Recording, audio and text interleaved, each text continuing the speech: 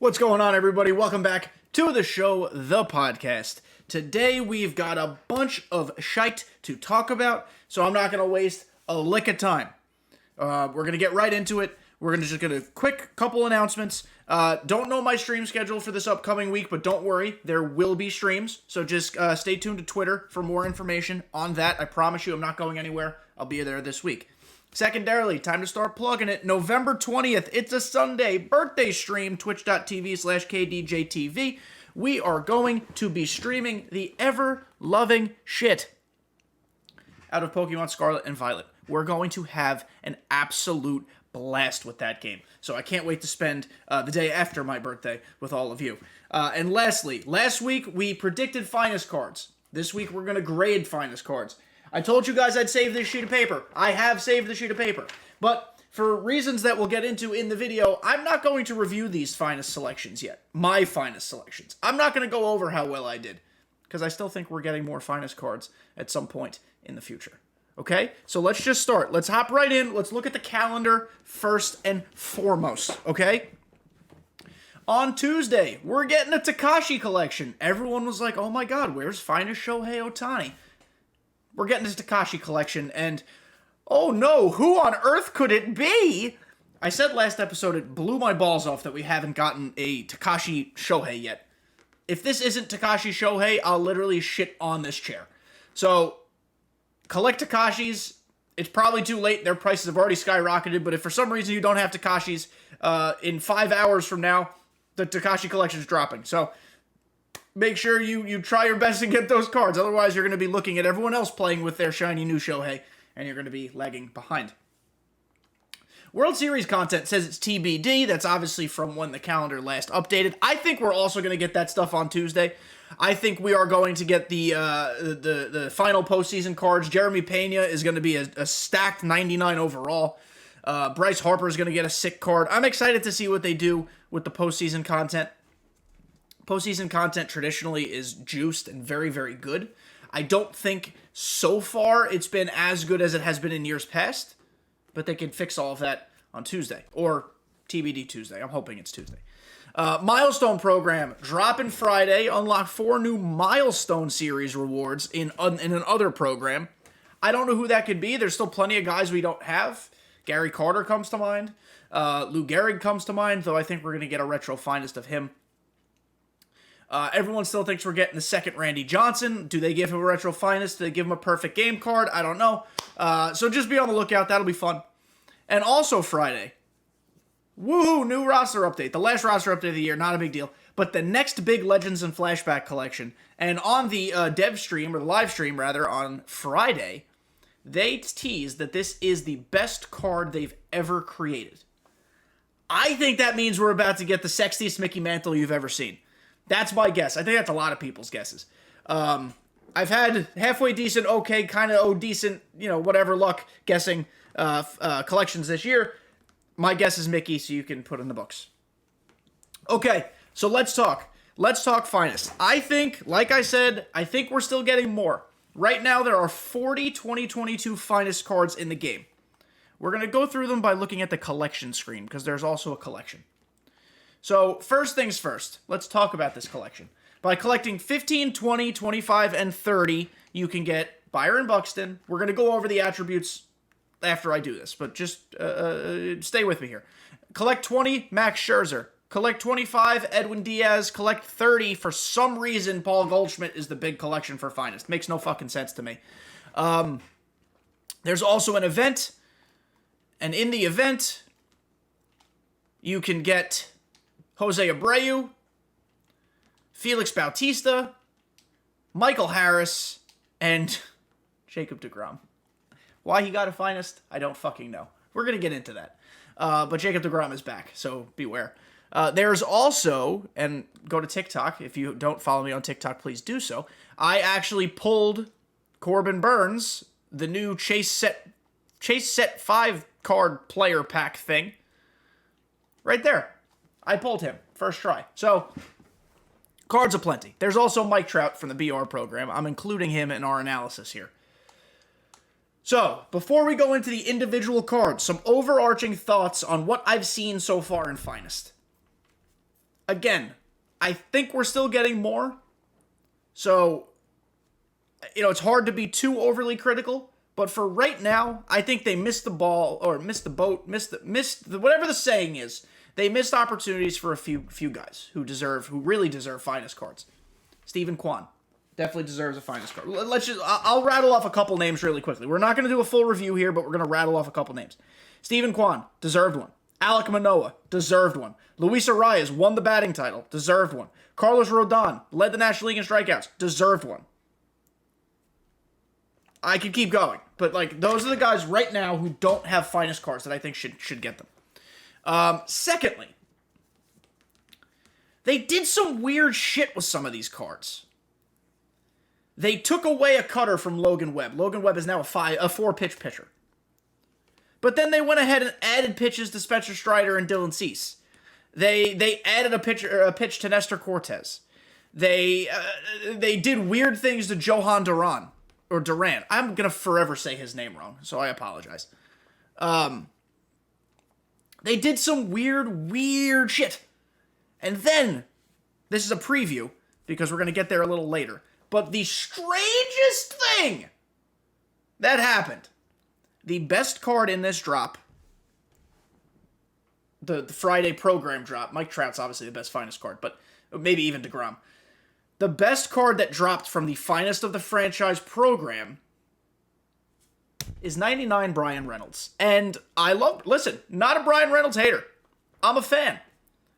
They created a card that is so good, it is not at all reflective of the season he put together. And I am all for juicing guys up. However, there are players who received finest cards who had exponentially better seasons than Brian Reynolds, who have exponentially worse cards than Brian Reynolds. So, some shit just don't compute. Some shit just don't make sense. Jose Ramirez had one of the most ungodly good seasons I can remember, just as a consistent menace. Brian Reynolds' card is better. Considerably. Considerably better. So, SDS, largely, this year, has done an excellent job with content. And if we look at this drop in a vacuum, this really was a good drop.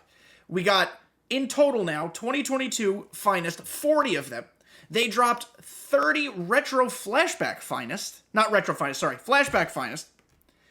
Each team got another one. So there are cards in there that are usable now. Just a lot of stuff happened, but I think some of the cards could have been better. So we're going to review and grade each card. In the comments down below, here's what I want you guys to do for me. I want you to tell me your favorite 2022 finest, your least favorite 2022 finest, and the player you think was snubbed the most. Your snub can be a guy who didn't get it, a la Steven Kwan. A snub could be Jose Ramirez. Oh, he should have been better in X attribute, okay? So those are the things that I'd like you guys to do for me. Always, of course, like, subscribe. Thank you guys so much for listening. We're on the road to 200 subscribers on YouTube, and I know it doesn't seem like a big number, but to me, it means something. So I appreciate you guys and your support. And lastly, very, very lastly, stay tuned all the way to the end of this video/podcast because I'm going to give you guys what I think God Squads should look like now. I grinded the event to get to 30 wins to get to Grom just so I could put this together for you guys today. I started collecting some things over here behind my face just to get some collections going. I wanted to make sure I had all the cards I needed to show you guys what God Squads, in my opinion, should be looking like right now. Okay? All this is opinion. My opinion's stupid. Overall on Finest, I made some lists here. They gave us 12 starting pitchers, 4 relievers, which is not enough, 2 catchers, 6 this is primaries, by the way, 6 first basemen, 1 second baseman, 3 third basemen, 3 shortstops, 0 left fielders. There's not a left fielder to be found. 6 center fielders, 3 right fielders.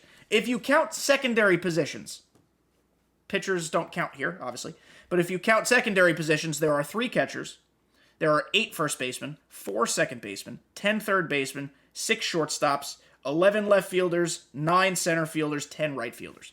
So if we're grading SDS on variety and versatility, I give them a B+. I would have liked to see more primary second basemen, and I would have liked to see another 1 or 2 good catching cards. Otherwise, there really wasn't much more to do. Like I said, more relievers would have been nice too, but overall, BB+, they did a great job with diversifying the content. Now to the cards. Adley Rutschman. When I grade cards like this, I like to reiterate this every time we have a big card program grading episode. I'm always grading them based upon their peers at the position. So obviously, 95% of the cards that were dropped on Friday are juiced to the gills. Their attributes are impressive. But when it comes to viability or utility, that's how I'm grading them. And I think I'm pretty consistent when I do that. You guys can always fucking call me out if I'm a jackass. But I try to stay consistent as far as utility and what I think a card is good at, not good at, should it be used, should it not. Things that pop off about Adley Rutschman. I'm actually, while I'm sitting here, we're just going to quickly move my camera up just a smidge so you guys can see all the numbers there. There we go. Okay, so Adley Rutschman, things we like. Insane defensive catcher. Switch hitter. 63 speed ain't that bad for a catcher. He destroys righties. But his 100 contact left, 100 power left are concerning to me. They are not bad. By no means are they bad, but they are concerning. In my opinion, there are still a handful of better catchers. Maybe not a handful. 2 to 3 better catchers. So is this a bad card? No. Will I be shocked if I see someone using it? Absolutely not. I think this card is a B-. I think it had more potential to be given a little bit of juice against lefties. But if you talk about well-rounded catcher and the total package, it's very hard to find his offense and his defense together. Then you talk about things like his swing not being phenomenal, in my opinion. All these things factor into the overall grading. So I'm giving him a B-. Not a bad card, not a great card. It's a card that I could see people using. And I would not be shocked if you did. Dylan Cease, they added a sinker. Finally, they gave Dylan Cease a 99, or they recognized his fantastic season that he had. He is going to get Cy Young votes. This card's tough. Things we like. 122 hits per 9. That's basically max. 112 K per 9. 99 velo, 99 break. He's got a sinker. His pitch differentials are fantastic as far as velocity goes. But 88 control and 79 BB per 9 are concerning. It ends up coming down to how much you value those things versus other attributes like hits per 9, Ks per 9, stamina, pitch mix. For me, I get afraid of low BB per 9 and middling control. Because pinpoint already doesn't work all the time anyway. I don't need any other factors, affecting the way I'm performing. So I think Dylan Cease is a BB+. All that said, I think he's a BB+. This is a very good card. He does have a deceptive delivery, so that helps. That enhances his viability. I do expect to face this card in ranked seasons. When you look at his quirks, knee buckler, sinker baller, road warrior, he's got decent quirks. They're not great. They're decent. I think this is a BB+. This is not a bad card. Go get it. It should be one that you pick out of the central pack at some point. However, just buyer beware with that BB per 9. Tariq Skubal. We talked about this in chat on Saturday. We had a fantastic stream on Saturday. Shout out to all the homies who continue to come through. Skubal is slider, four-seam, sinker, circle, curveball. Not a bad pitch mix. The curveball you're not going to use a ton. The circle you might not even use a ton. Max velo. Max break. He's got excellent control. Excellent control. 108 hits per 9 is a tick low for this point in the year, and 103 K per 9 is teetering on where it needs to be. I know some competitive guys like Ochev.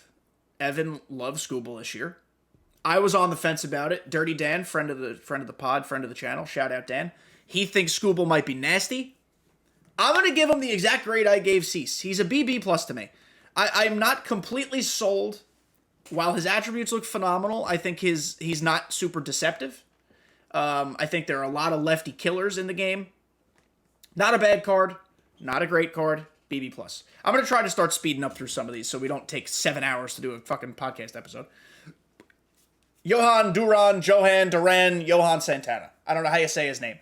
They boned my dude. They took away his cutter and they gave him a slider. In reality, is it that big of a deal? It's basically the same speed, but the break is a different shape with the slider. I think it's easier to pick up. Cutter was harder to pick up. So, crazy good hits per 9, crazy good K per 9, crazy good BB9 and good control, 99 velo, 99 break. He's got outlier 4-seam, outlier splitter. This is a card that's going to be in a ton of bullpens. I'm still not so sure if I want to use him. Bullpen for me is just an ever-changing situation, as it probably should be for most people. I think he's a hard B+. He's a solid B+. Had they kept his cutter, I'd immediately vault him into like A-, must be in your bullpen. That really was that Topps Now Duran's go-to pitch. That pitch was a lethal out pitch for weak contact and ground balls. Sliders, they hang. They're easier to get under. They're easier to read. It's a really big loss. This card is still going to be good. This card still has good attributes and quirks, so it's a B+ for me. It just could have been better. Spencer Strider, LOL, dude. This card sucks. Spencer Strider, they added a pitch to him, and he's still terrible. They gave him a 2-seamer. It's just so unfortunate, because what a rookie year this fucking guy had. Incredible velo, great break, hits per 9 at 121. He's a D. You can't use this card. There are so many other free pitchers that are better. You just can't use Spencer Strider, and it's so unfortunate, because the kid had an incredible season. Sandy Alcantara. Circle, sinker, 4-seam, slider, curveball. What a year this guy had. He should be, in my opinion, the unanimous Cy Young winner. Like, unanimous. There should be no other votes cast for first place for anybody else. 99 velo, 99 break. He's got fantastic control and BB per 9. 119 hits per 9 is great, but right next to it, that 93 K per 9 is concerning. It's already hard enough to strike guys out. Foul balls are just, they're aplenty. They're everywhere. K per 9, 93 is not high enough.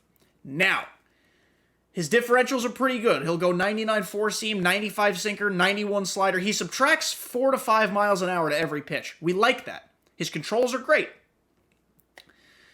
But I feel as if when I face Sandy, read him very well. And you guys know how I operate sometimes. If I see a pitcher well, I assume everyone sees him well. So, for that reason, I'm not going to personally use Sandy Alcantara.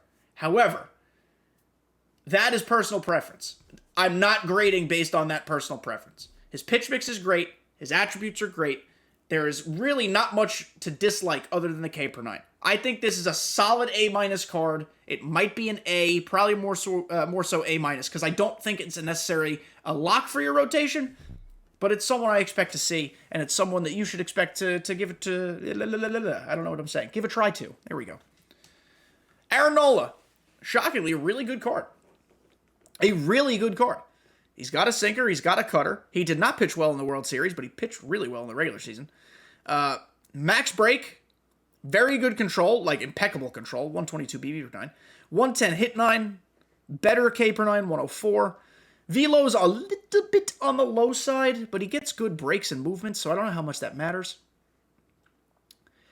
I think he is a ball hair below Sandy Alcantara. A ball hair. Like, he's like right there. I would give Nola a B+ A-. He is this close to being in Alcantara territory. I just think not having the velo at this time of the year is not phenomenal, but his control, he's a good card. I might give him a run. I expect to see him against me. I think he's a B+ A-. Hunter Green. Why the fuck did he get a finest? Hunter Green, this season, we're going to look it up live on air, because that's what we do here. Hunter Green. I am not a Hunter Green hater. I hope the kid has a phenomenal career. He's super exciting and a ton of fun. This year, I know wins and losses don't matter, and the Reds were bad, but he was 5-13 with a 4.44 ERA, and he only pitched 125 innings. Now, I know the Reds were slim pickings. I get that. I wanted Kyle Farmer to get a finest because I thought that card would have been fucking crazy good. Hunter Green is right there with Spencer Strider. He's a D. Don't use it. Don't sniff it. Don't look at it. Sure, he can hit a little bit. He's a terrible card. Don't even look at Hunter Green. Sorry, Reds fans. You guys got hoed. Jose Altuve. Phenomenal card. This is an A. There won't be many A+ here, guys, because I think the separation between must-use and very good cards is pretty severe. So A is going to be basically one of the highest we're going to get to. Jose Altuve is great. 85 in the field, 77 speed. He's got 87 reaction, so he'll do everything you need him to do in the middle infield. He's got great contacts, very good power. He's got a lightning quick swing. 117 vision is shockingly high for a player who always swings at the first pitch in real life. It really comes down to personal preference. Do you like having the small, tiny, teeny, weeny strike zone? And are you concerned that his height will hurt you on diving plays in the middle infield? It sounds silly to talk about, but it's real. It's true. Taller guys can dive longer. They can dive farther. I'm not using Altuve because I am in love with who I currently have at second base, but this card's good, guys. This is an A. This is a solid A card, and if you are in need of some second base help, go get Jose Altuve. Daniel Bard. We knew he was going to get a finest because the Rockies fucking blow. Sinker primary with outlier, 99 velo, 99 break. Basically max K per 9. He does have max hit per 9. Max clutch, for whatever that means. He also suffers from I don't know where the ball is going syndrome. His BB per 9 is a little bit low. I think he should be considered for your bullpen. I think he's within the reasonable realm of, like, let's give him a shot. I think this card is a BB+. I think he is a step down from Duran, and I already wasn't incredibly pleased with Duran. Probably more than Daniel Bard's a B+. I want my relievers to come in, and I don't want them to hang pitches. I want to know where the ball's going. With some exceptions, we'll get to that later. I don't know if Daniel Bard is it for me, so Daniel Bard, BB+. Jose Abreu. There's so many fucking first basemen. Don't use this card. Jose Abreu is a C. He's high contacts, mid to low power, slow, has no secondaries. This is a D. What did I say? C? D? Whatever I said. It's one of those two. C or D. It's not a good card. I don't know why he was even created as part of the event. They should have just... I still think they should give us finest packs, and this card would have been perfect in a finest pack as like a base round.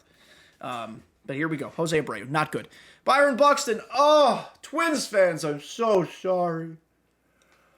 This card had so much potential. Number one, why'd he get a finest? He played like 87 games or some shit. He's perfect in the field. He's damn good on the bases. He's got incredible pop. His contact sucks. It's on 88 contactors right. No matter how you shake it, is unplayable beyond All-Star. If you're an All-Star player or below, this card's going to be a demon for you. I'm judging it based on Hall of Fame or higher just because that's what I know, and I think that's where we can give the most honest assessment of a lot of these cards. So I'm giving Byron Buxton a C. He has his utility as a defensive replacement. He has his utility as a pinch runner. He's going to be a fuck ton of fun to use in BR, I'll tell you that right now. But I think Byron Buxton is a C. Paul Goldschmidt, the 30 finest collection. At best, in my opinion, I could be wrong, I think at best Goldschmidt is a bench bat against left-handed pitching. He's max versus lefties. Off the rip. Stock. He's good against righties. 113, 110. 88 in the field is good. 47 speed is not. Vision 97 is a little concerning, now that we know what Vision does. I don't understand why this was the collection. I think DeGrom should have been the collection. Or Corbin Burns or one of those type of guys who are like impactful players. I don't think this Goldschmidt's that good. I think he's a B- to a... no, you know what? He has utility. That's not fair. I'm giving him a solid B, teetering to B+, because he does have one skill, and it's an important skill. Bench bat versus lefties is important. So I'll give him a BB+. I was too harsh before. I'm just confused as to why he was the collection, but I don't know what goes through SDS's head. Corbin Burns. This card is worth a lot. I pulled it. I got lucky. Cutter, sinker, curve, circle, slider. High hits per 9. High K per 9, or decent K per 9. Great control. Max velo, max break. I think Corbin Burns is an A-. If only because everybody has now seen him so goddamn much that I don't think he's deceptive anymore. Is he right there with Alcantara? I think he is. I think him and Alcantara are about the same as far as viability goes. I think they're both an A-. They're both better than Nola, but they're both not DeGrom. So I think Corbin Burns is an A-. If you have him and you want to use him, absolutely go for it. This is not me knocking Corbin. He's still an A-. You know, he's a usable card. I will not be using him a ton, I don't think. Depends how I do with my current starting rotation and how it's constructed. But I think I'm going to pass on Corbin Burnes. Max Scherzer. I'm actually using Max Scherzer in my rotation currently over Corbin Burnes. And we'll get to my rotation and my lineup later. Four-seam slider, circle change, cutter, slurve. 116 hit 9, 108 K9, max break, as he should have. His control is very, very, very good. Velo is a little on the low side. But Scherzer is great for his deceptive delivery. And here's something I love. His pitch differentials are great. Four-seam is 97, cutter's 92. Slider's 87, circle's 83, slurve is 76. It's 5 difference, 4 difference, 6 difference. His differentials are great. I also think Scherzer is an A-. I'm not grading him ahead of Alcantara or Burnes. I think he is also an A-. I'm a big fan of Max Scherzer cards. I think this card's very good. Edwin Diaz. They're trying so hard to make people want to use this card. They took away his two-seam and they gave him a sinker, which is only marginally better than the two-seam.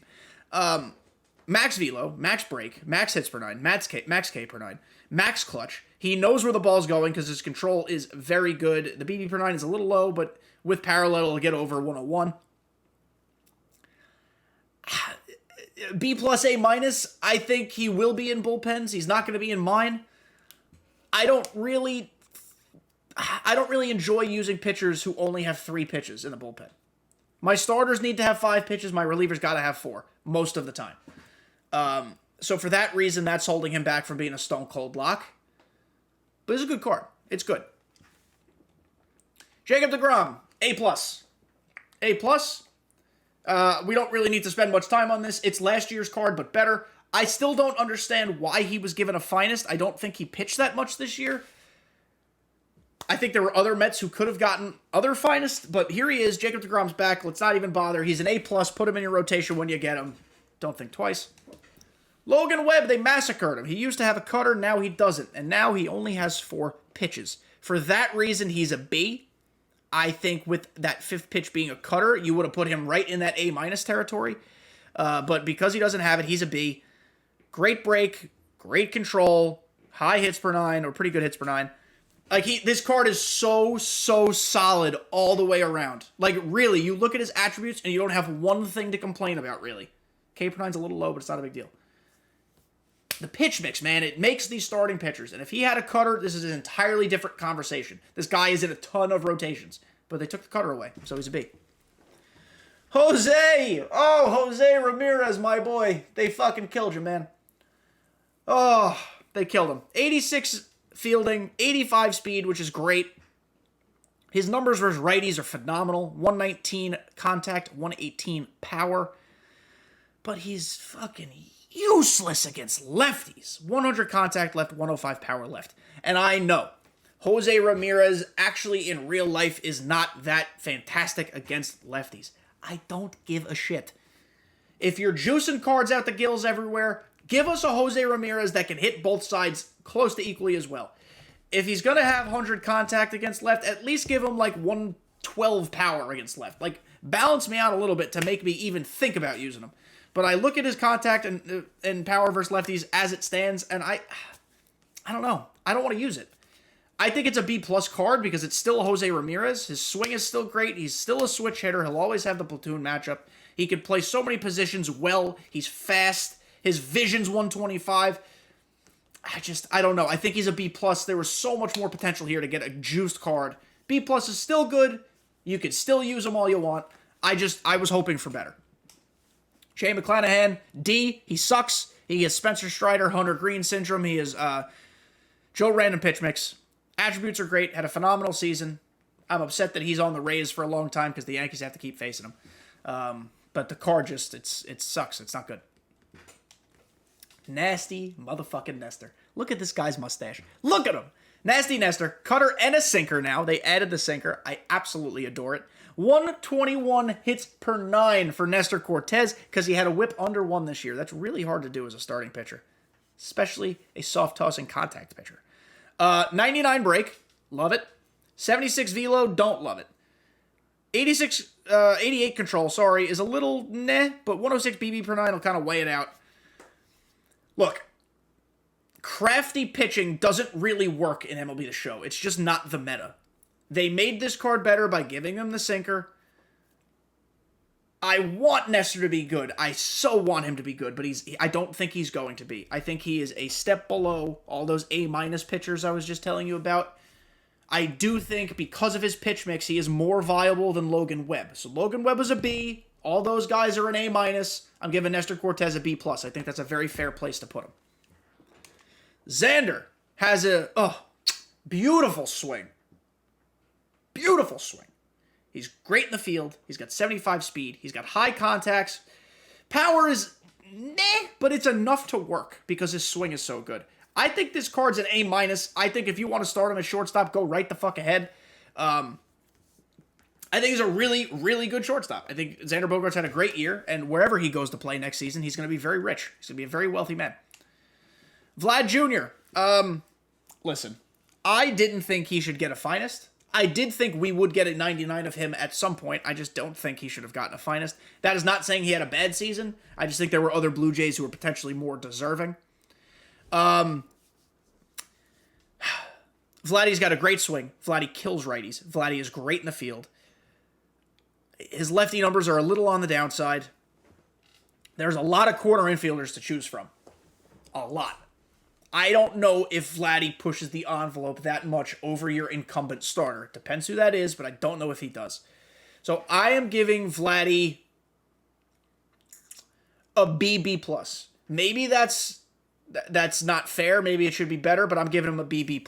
I don't hate this card. I love his swing, but I think there are better options for you still at both corner positions. Bobby Witt had a terrible year on defense. Fucking horrible year. Maybe was the statistically worst defender at his position. However, he has 88 fielding on this finest card. Bobby Witt has a nice swing. Bobby Witt has really good hitting attributes. He can field and he can run. So you would think he's in the shortstop conversation. He might be. I think he's a B+. It's a great build. I don't know if it's super exciting. I think Jimmy Rollins is better at shortstop, though. I think Xander Bogaerts is better at shortstop. I think Trey Turner is better. I think Corey Seager's even better. Bobby Witt is a very good card. I think it's a B. I'm not blown away by it. I did predict he'd get one. I'm very smart. But I don't think he's fantastic. All right, we're cruising here. We got 1, 2, 3, 4, fucking 12 more. Oh, no, 16 more. I can do math. Mike Trout, A+. Don't even think about it. Put him in your lineup. Moving on. Taylor Ward. Taylor Ward. I think Taylor Ward has legit utility as a bench player. He hits righties better than he hits lefties.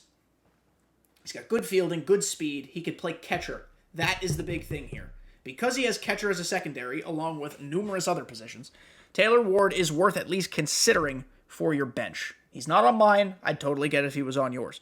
For that reason alone, he is a BB+. Take away that catcher secondary, and I think he's like a B-.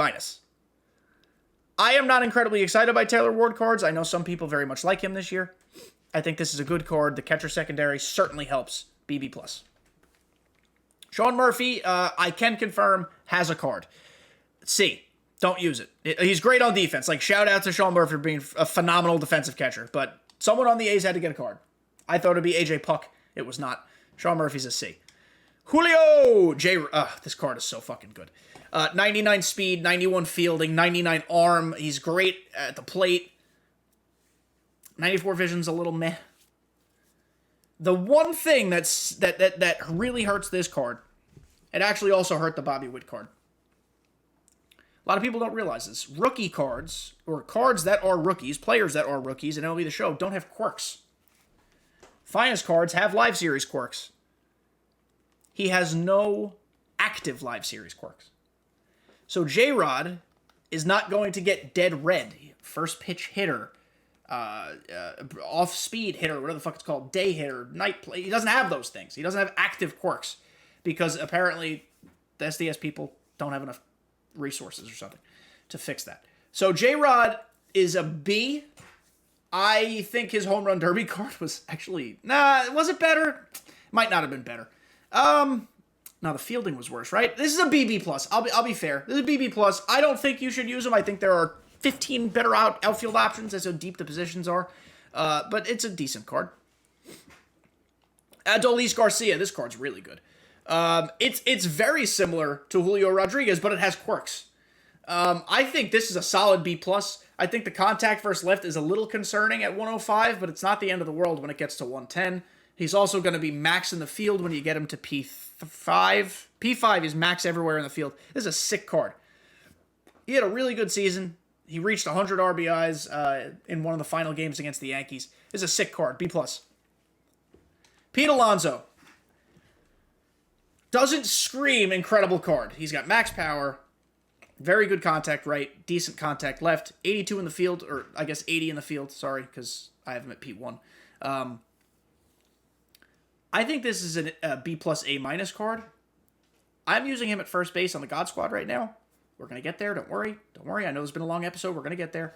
I like Pete Alonso's swing. I think it's immaculate. I love his home run derby cards. I love everything about Pete Alonso. So, I think this is a B+ A-. You guys might disagree. I've seen some YouTube videos in which some people do disagree. They think he's like the 4th best or 3rd best card out of the NL East pack. I like him. I think he belongs in consideration for the God Squad. Joey Meniscus played 57 games or some shit in the major leagues and has an insane finest card. An absolutely loaded finest card that has utility. This is in consideration for a bench bat against lefties. Not only because at P4 he's max power versus left with already max contact, but he plays every corner position. He's versatile with decent fielding. He's going to be, if you get him, no, he's already gold everywhere. It doesn't matter where you play him. And in his primary at P4, he'll be a diamond. 69 speed, very nice at P5. Listen, this is a good card. I think for his utility, he's a B+. It's shocking that Joey Meniscus tear is a B+, but he is. B+. Nico Horner. This card is actually, it looks really fucking good. This card is basically Hannes Wagner, but not as fun. He plays fewer positions. He's got great contact. Really, this card is fucking stupid. It's actually somehow really, really good. I think it's a BB+. I think there are better shortstops and better third basemen. I think his home is at second if you use him there. I don't know if I would, but I mean, I get it, I guess, if you want to. You know what? That's not fair. I think I'm going to give him... No, BB+. BB+ is where he sits. I have made my decision. Hunter Renfroe. He is a finest. He can play first base as a secondary. He's great in the field, has a stellar arm, it's max power, has a great swing. I just think there's too many other outfielders that are faster and just overall balanced better at the plate, have higher contact. I give him a B- to a B. I would draft him in BR if he comes up. I don't think I'd put him on the God Squad. Now, feast your eyes on the best card maybe in the game. Not really. It's a top 5 card in the game. Brian Reynolds, I have him P2 already. I don't even know what to say. Like, I'm blown away. The season he had, Brian Reynolds, let's look him up right now really quickly because I already know this has been a long episode. Brian Reynolds, this season, he hit 262, 345, 461 slug with 27 homers, 62 RBI, and 7 steals. Last year, he hit over 300, had a 390 on base, had 90 RBI, 8 triples. He was considerably better. Yet here we are with a card that is his best card to date ever. Ever. This belongs in every God Squad. This card's an A+. It's unbelievable. It's right up there with DeGrom and Trout, which is shocking, but it is. A+. A+ for Brian Reynolds. Plus he's a switch hitter. Unreal. Nolan Arenado's like a solid B+, A-. Great in the field, good power. I cannot figure out this man's swing for the life of me. I'd rather play someone at third base I'm more comfortable with, like a George Brett, a Josh Donaldson, Miguel Cabrera maybe even. So, not great. Dalton Varsho, LOL. Can't believe he has a card. It's a D. It sucks. It's not good. Don't use it. The only thing saving it from an F is that he can play catcher as a secondary. And his arm is terrible. He's just not good. He's just not built well. Last row, Freddie Freeman. I think he's a B+. His power is not what we're accustomed to seeing from a Freddie Freeman card, but hey, he's got max contact with a semi-decent swing. 99 throwing accuracy. Thank God the first baseman has that. It is what it is. It's not my favorite. There's better first basemen around. I think Alonso's better, so I'm going to give Freddie Freeman a B+. Manny Machado, same thing, B+, A-. He's right there with Nolan Arenado. Another swing that I just can't seem to figure out. He's almost built exactly the same as Arenado, by the way. Felix Bautista, you get him from the event. I think he's a B+. I'm not so sure how I feel about him yet. I've been using him in the event, and I know All-Star is a difficult place to figure things out. I love on the surface, the high hit per 9, the high K per 9, the high clutch, velo, break, outlier. He's got all the things you like to see. I just don't know how I feel yet. I think he's a B+, BB+. I think I'll see him in ranked. I just don't think I'll see him a lot. And lastly, Michael Harris. This card is sick. This card is sick. This card is a bench bat, pinch runner, and defensive replacement for you on your God Squad. I think he's a easy B+, teetering on A-. The only thing that's holding him back from a surefire A- is that power left being an 88 is really bad, and the 101 contact left is not great. You almost can't start him for that. And if you get in a pinch where you have to bring him off the bench and then your opponent brings in a lefty, but you don't have bench bats left, you're stuck with a guy who's not going to be very good. But he's incredible in the field. He's an incredible base runner. He's got a really nice swing, and he's a fun, exciting young player. So Michael Harris is B+, A-. Get him in the event. Mess with him in the event. Mess with him in BR. Put him on your bench. Let's close with what I think lineups look like now. Again, this is subject to change based on Tuesday's content drop and Friday's content drop. But right now, in my opinion, this is the God Squad. This is my God Squad. I have every card in the game other than like the 10 shitty finest we just talked about. I have every card. This is what it is. Andrew McCutchen in left, Mike Trout in center, Brian Reynolds in right field. Theoretically, you could swap these three in really any combination you want. McCutchen and Trout will hold their diamond defense at any of the three positions, whereas Reynolds is a gold in his secondaries. I don't know how much that actually matters, but that's just information for you guys. George Brett, for me, is still my third baseman. I think Miggy is very good. I think Donaldson's very good, but I love George Brett, and I love balancing my lineup with lefties. I need a lefty. George Brett fits. Jimmy Rollins, my shortstop for the time being. I don't see anyone really taking him out right now, but that's what it is. Corey Seager playing second base. He's been incredible. He's a stud. He's got an amazing swing, and lefties are not a problem for him. I got Pete Alonso at first base. There's a lot of guys you can play here. You can play Jimmy. You can play Babe. You can play Lou Gehrig. You could keep going. George Brett you could put there. Miggy you could put there. You got a lot of guys you could put there. For now, I'm fucking with Pete. Okay? Leave me alone. I like Pete. Jorge Posada is still my catcher. He's a switch hitter, and I feel like when I barrel it up, that shit goes every time. Joe Mauer, certainly an option, talking about balancing your lineup with lefties. Jimmy Fox is an option. Gary Carter, if we get him soon, he'll be an option. But I think it's Posada for me right now. I like having switch hitters where I can.